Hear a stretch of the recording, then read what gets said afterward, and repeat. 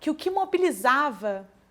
o centro da vida social e o psiquismo dessas comunidades não era uma ideia de guerra, né? E mais do que isso, o fato de uma cidade grande, dentro do contexto da pré-história, claro, não ter muralhas, não ter um acampamento militar, não ter uma exaltação à imagem do herói, também nos revela uma informação fundamental para a gente entender o que foi o matriarcado.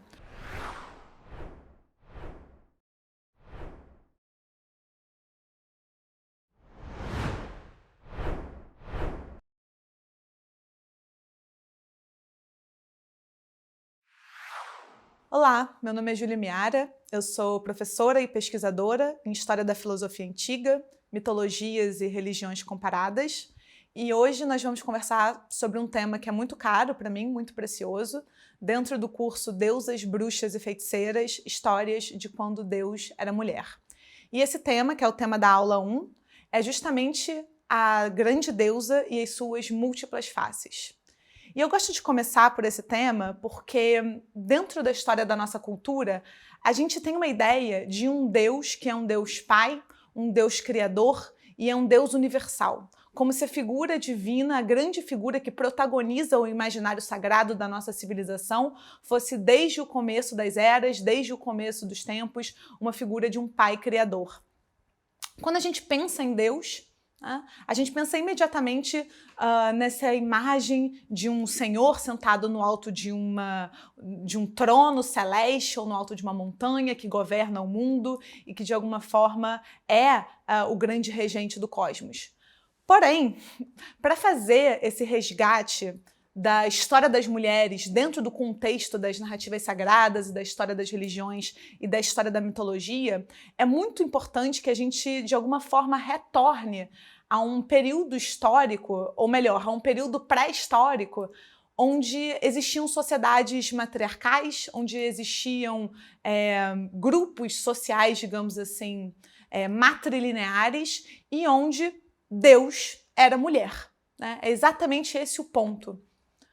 Uma grande figura divina que protagoniza o nosso psiquismo, que protagonizava o nosso imaginário, e não só isso, também protagonizava o centro da nossa vida política e da nossa vida social, e sendo uma divindade criadora e mãe e mulher, de alguma forma também sustentava ideias e parâmetros e virtudes de um outro tipo de organização social. Quando a gente pensa em história das nações civilizadas, a nossa linha do tempo tem mais ou menos 5.000 anos. Há 5.000 anos a gente vive dentro daquilo que é chamado de história ou história das nações civilizadas. E esse período histórico tem um marco muito específico, que é a consolidação das cidades-estado, a consolidação daquilo que a gente vai entender então como vida urbana, vida social e de muitas formas hierarquias políticas e também textos escritos. Só que existe um grande período, né, da vida humana na Terra que não é entendido como parte da história, é justamente legado a esse lugar muitas vezes marginal de pré-história, que foi um período muito interessante e que, para fazer essa recuperação da história da grande deusa, dessa grande figura feminina, é preciso retornar. Então, quando a gente olha, por exemplo, para 40.000 anos antes da Era Comum, 40.000 anos antes de Cristo, a gente já pode observar que a humanidade produzia diversos artefatos,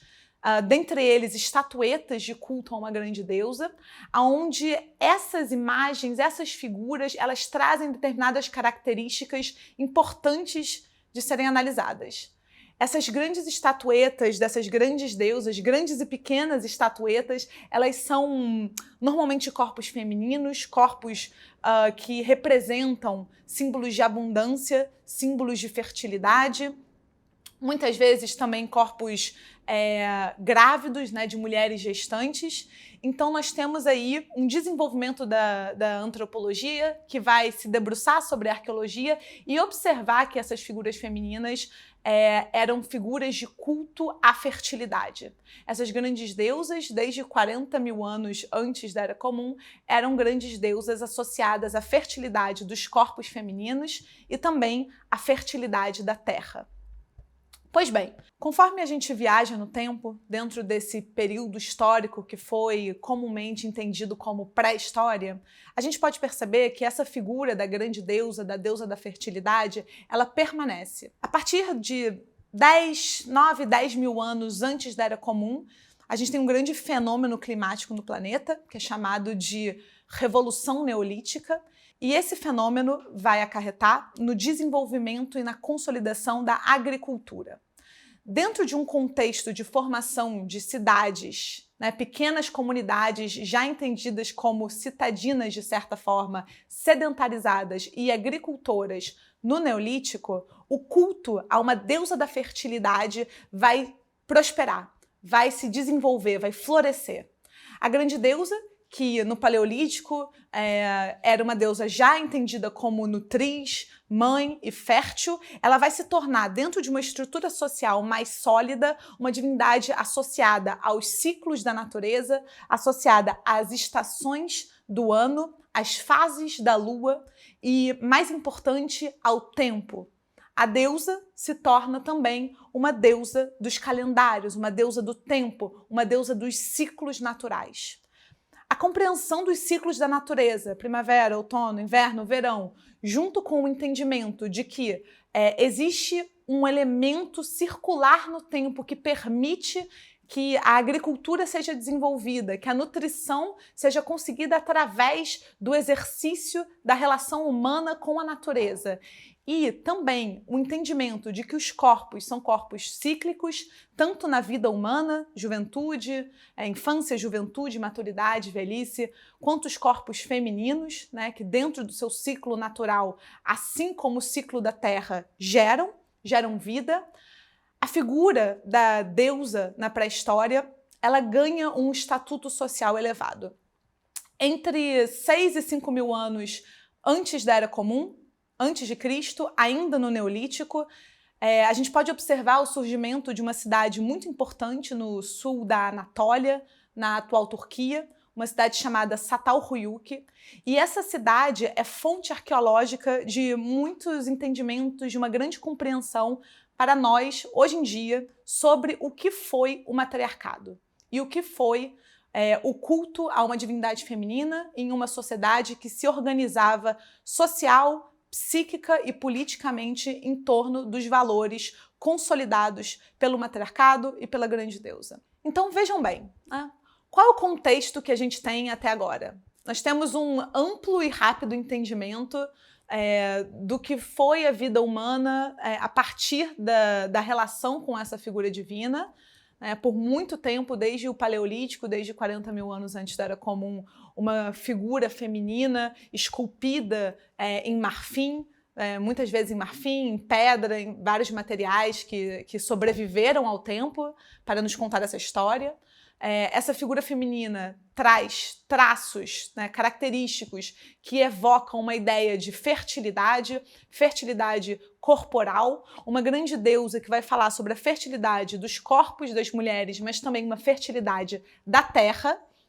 Então, por isso que é uma deusa mãe e criadora, é uma deusa nutriz, uma deusa que alimenta, e ao longo dessa história, essa deusa vai se consolidar dentro de uma cultura agricultora. Aqui a gente está falando das comunidades matriarcais que se formam no Crescente Fértil. Quem quiser procurar depois na internet um mapa do Crescente Fértil, acho que pode ser interessante.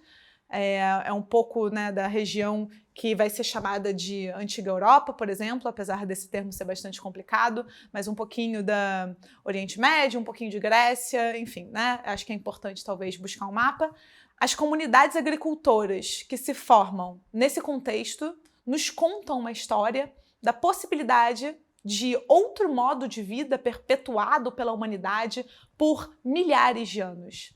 Quando a gente analisa Çatalhöyük, que é essa cidade que eu mencionei para vocês, no sul da Anatólia, atual Turquia, a gente pode observar que as construções feitas em Çatalhöyük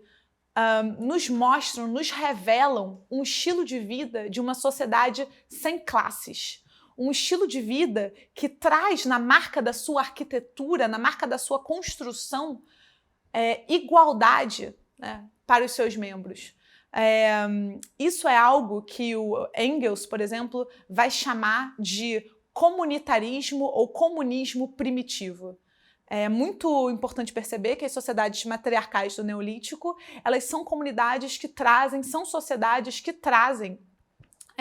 uma profunda marca de igualdade social, uma profunda marca comunitária, e mais do que isso, eu diria, a ideia de organismo, a ideia de integração não só entre diferentes seres humanos, mas também a ideia de integração dos seres humanos com a natureza, com o espaço natural, está muito presente. Então, os símbolos, né, que esse matriarcado e que essa grande divindade mãe evoca nesse imaginário coletivo, são símbolos que nos levam a pensar na ideia de ciclo. A ideia de que a economia cósmica é cíclica e que todo o planeta se comporta como um grande organismo. Essa ideia vai voltar em vários momentos depois na antiguidade, inclusive pela própria filosofia grega, mas é uma ideia que crescentemente vai perdendo lugar no nosso mundo moderno, no nosso mundo contemporâneo, onde cada vez mais a gente se vê como um indivíduo apartado do todo, mas de alguma forma também sofremos consequências terríveis por consolidarmos essa ideia. A grande deusa, na pré-história, ou naquilo que a gente também pode chamar como a civilização da deusa, tentando reintegrar essa parte da história humana na nossa história, como a nossa bagagem cultural, histórica. A grande deusa, ela é uma deusa dos ciclos, ela é uma deusa da fertilidade, ela é uma deusa com corpo de mulher, mas ela também é o corpo do próprio planeta. Ela traz a ideia de integração, de ciclo, de organismo, de comunitarismo, e ela traz a ideia de que toda forma de vida compõe um único todo universal. Um elemento importante de ser observado dentro dessa análise é a expressão artística, digamos assim. Estatuetas, esculturas, afrescos, pinturas nas paredes, todo esse tipo de conteúdo, de informação que a pré-história nos legou, nos mostra que não existia, pelo menos dentro desses sítios arqueológicos, pelo menos até onde a gente sabe, não existia uma ideia de trajetória do herói guerreiro. Essa ideia vai ficar muito famosa depois, muito popular na Grécia, mas não existia ainda uma ideia de herói, não existia ainda uma ideia de cultura guerreira, de cultura militarizada, e mais do que isso, a própria ideia de guerra é uma ideia estranha dentro desse contexto. Çatalhöyük vai ser famosa por muitos motivos, mas um deles é o fato de ser uma cidade grande, digamos assim, sem muralhas. Uma cidade grande sem altas muralhas intransponíveis. O tema das muralhas intransponíveis também vai ficar muito recorrente na Era dos Heróis, por exemplo. Então não temos pinturas e afrescos e esculturas de heróis com lanças e espadas guerreando uns contra os outros, ou nenhum tipo de treinamento militar, ou nenhum tipo de espaço dentro do ambiente da cidade reservado para a criação de uma elite guerreira. As pinturas nos mostram normalmente pessoas, principalmente mulheres, colhendo, plantando, em atividades comunitárias. Então, a gente pode perceber, através dessas pinturas, dessas informações, que o que mobilizava o centro da vida social e o psiquismo dessas comunidades não era uma ideia de guerra. E mais do que isso, o fato de uma cidade grande, dentro do contexto da pré-história, claro, não ter muralhas, não ter um acampamento militar, não ter uma exaltação à imagem do herói, também nos revela uma informação fundamental para a gente entender o que foi o matriarcado. Não existia uma cultura de guerra. Uma cidade grande sem muralhas era uma cidade que não esperava ser invadida. As muralhas, elas cumprem um papel fundamental, elas existem justamente como um mecanismo de defesa. Uma cidade grande, do porte de Çatalhöyük, sem muralhas, denota uma cultura que também vai ser chamada de paz primitiva. Então, só para a gente dar contorno, né, e entender do que a gente está falando, o matriarcado, a grande deusa, a ideia dos ciclos, a contagem do tempo, a passagem dos momentos naturais da vida humana, as transições naturais dos corpos, juventude, maturidade, velhice e morte, organismo, ser humano, natureza, tudo isso dentro de uma análise de um contexto do que seria a civilização da deusa, traz para nós hoje talvez uma ideia fundamental que foi perdida na nossa sociedade, mas de que somos parte do todo, o todo é parte desse indissociável, e uma vida humana saudável é uma vida vivida em coletividade e vivida em respeito também aos ciclos naturais. O matriarcado nos traz isso, um mundo que foi outrora governado por essa figura da grande mãe universal, da grande deusa, da grande criadora, nos denota, né, nos revela uma outra economia cósmica, nos revela um outro modo de vida. Um outro modo de vida que foi chamado de matriarcado,